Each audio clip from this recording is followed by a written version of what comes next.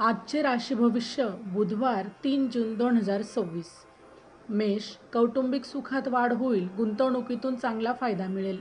वृषभ, कामाचा उत्साह वाढेल, रखडलेले जुने वाद मिटतील. मिथुन, अनपेक्षित धनलाभाचे योग, आर्थिक चिंता दूर होणार.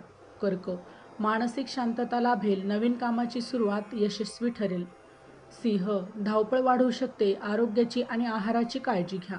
कन्या, व्यावसायिक डील फायद्याची ठरेल, मित्रमैत्रिणींचे सहकार्य लाभेल.